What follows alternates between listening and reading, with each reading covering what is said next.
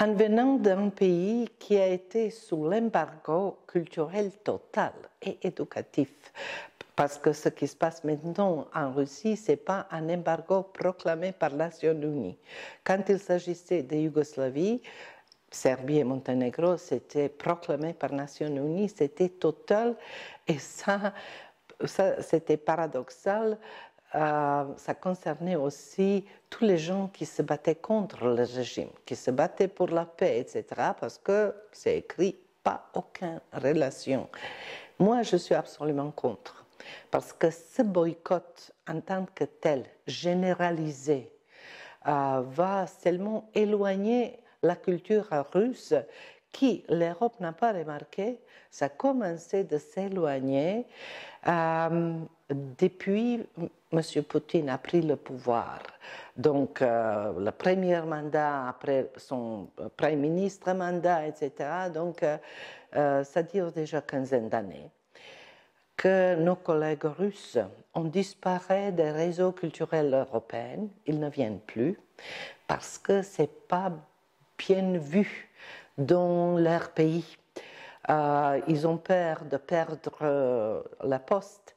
Mon collègue de Moscou, qui a été énormément actif dans les années 90 et au début juste de 2000, il a cessé de communiquer, mais ça n'a pas prévenu le régime de Poutine d'emprisonner il y a 6 mois à peu près. Bon, il a été libéré après, mais c'était une manière de terroriser des intellectuels et de montrer à tous les intellectuels, vous pouvez aussi aller aux prisons sous n'importe quel prétexte. On peut toujours trouver quelque chose, au moins prison investigative. En cette période-là, vous perdrez votre respect social, etc. La famille est terrorisée, terrifiée. Donc, la culture russe s'est déjà isolée les dernières 15 années, un peu par elle-même, non par elle-même, parce qu'elle voulait, c'est par directive d'anneau du régime Poutine, sauf les grandes étoiles de la culture russe, exactement comme Gergiev, comme Anna Netrebko, etc. Mais ce n'est pas la culture russe de chaque jour, ce n'est pas la culture russe des écrivaines de Lyudmila Ulitska, par exemple, etc., qui ont été Levdodin, qui sont protestés les premiers jours de guerre d'Ukraine.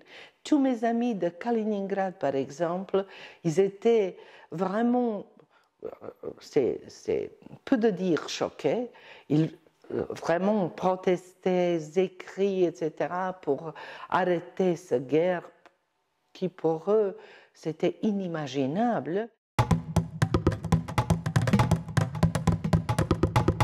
On entend très rarement la voix de Marina Davidova, des grands artistes russes qui protestent contre le régime. Et on ne voit pas comment eux, en ce moment, vivent avec cette Z écrite par quelqu'un sur leur porte, sur leur maison. Donc c'est un signe direct aux hooligans de la rue, extrême droite qui en Russie a fleuri dernière dizaine d'années, Nashi et les autres mouvements. Donc, ça c'est la porte avec ce signe. Il faut frapper quelqu'un qui va sortir. Ils ne devront même pas savoir de qui s'agit-il, etc. C'est le signe. Et cette, comment dirais-je, cette utilisation d'un lettre comme la lettre Z, c'est pas par hasard. La Z, dans les années 70, par exemple, fin 60-70, a été une lettre de liberté pour les révolutionnaires grecs contre l'ère militaire. Et ça, c'est dans conscience de ma génération, c'est ça. Poutine le sait. Mais il sait aussi d'autres choses, que la lettre Z, pour tous les autres, dit la fin des choses. Donc, c'est de A à Z. Et Z, on ne va pas s'arrêter jusqu'à on ne finit pas l'opération, jusqu'à on ne finit pas pourquoi on a commencé la guerre.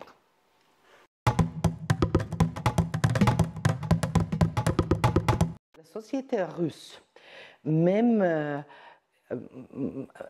même ils ont été assez enfermés par le régime Poutine, il a réussi quand même de communiquer, de participer, il y a des réseaux sociaux, ils produisent encore en ce moment beaucoup de choses, mais ça ne sont pas dans les médias occidentaux.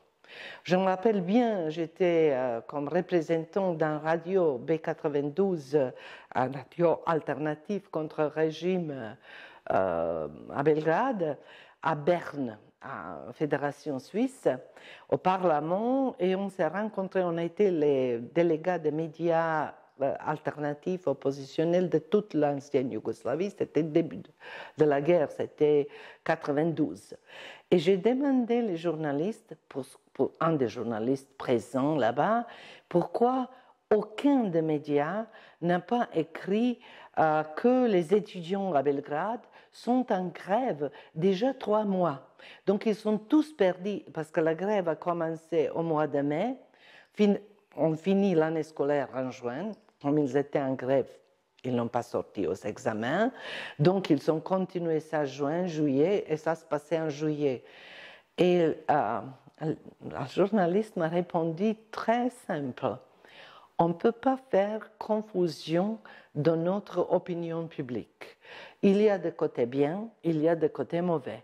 Si on maintenant dit que tous les étudiants, qui a 30 000, 40 000 étudiants de Belgrade, sont contre la guerre, etc., ça va un peu bouleverser l'opinion publique.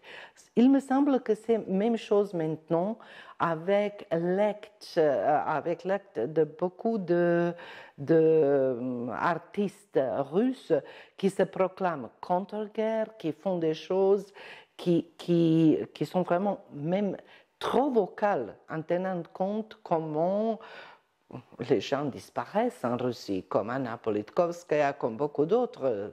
Donc, on peut même quelquefois, comme dans son cas, trouver l'exécuteur, mais jamais qui a payé cet exécuteur, de qui venait la commande, etc. Donc, tous ces artistes risquent beaucoup, mais il semble que, sauf à travers les réseaux sociaux, mais il me semble que maintenant, ils se sont même arrêtés. Par exemple, au début de la guerre, tous mes collègues de Russie, on écrivait beaucoup plus. Écrivaient pas seulement en russe, mais aussi en langue étrangère, etc. Maintenant, ça se diminue. Peut-être ils ont réalisé que leurs réseaux sociaux sont contrôlés. Peut-être quelqu'un d'eux a été déjà invité pour donner un rapport, etc. Ça, on ne peut pas, parce que moi, personnellement, je n'aime pas même les demander pour que je n'aggrave pas leur position encore plus.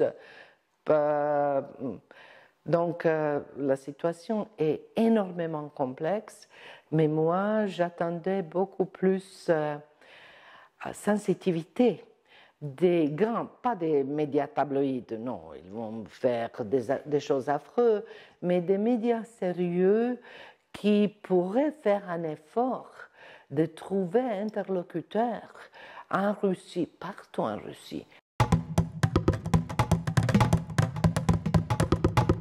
Il faut qu'à l'Ouest, on se montre beaucoup plus sensible de comprendre qu'en Russie, il y a beaucoup de strata différents, pas seulement non plus celui que je dis qui sont tout à fait opposés.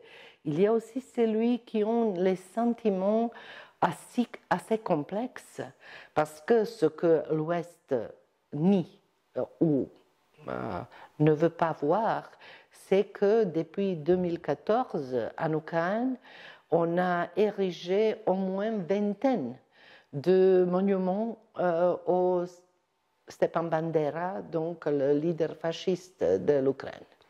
Quelqu'un qui est tout son entourage, parmi lesquels étaient les personnages qui ont tué eux-mêmes les Juifs, etc. On peut lire ça seulement dans les magasins américains qui se sont concernés parce que leurs ancêtres juifs étaient donc dans les revues de communautés juives en Amérique. Sinon, l'Europe, il semble qu'il n'était pas conscient. Je dis, c'est pas la politique. Zelensky eux-mêmes, il est juif, donc c'est pas son politique.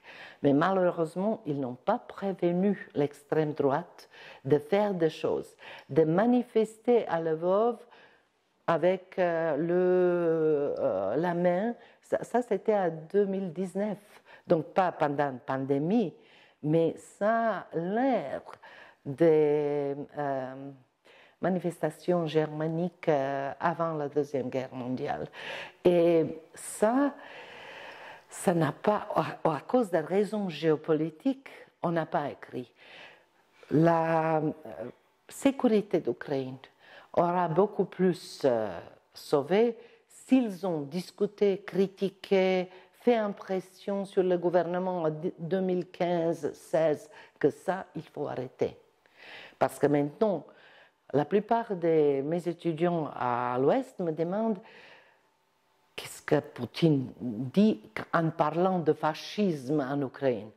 Évidemment, il n'y a pas de fascisme en tant que tel en Ukraine, mais il y a de petits groupes de descendants de familles qui ont été impliqués dans l'utilisation du nationalisme ukrainien pendant la Deuxième Guerre mondiale, qui maintenant veulent, ils disent, donner la justice à leurs parents. Mais ça, c'est une chose qu'il fallait voir de deux côtés et voir aussi comment. Mais l'agression de Poutine, en fait, a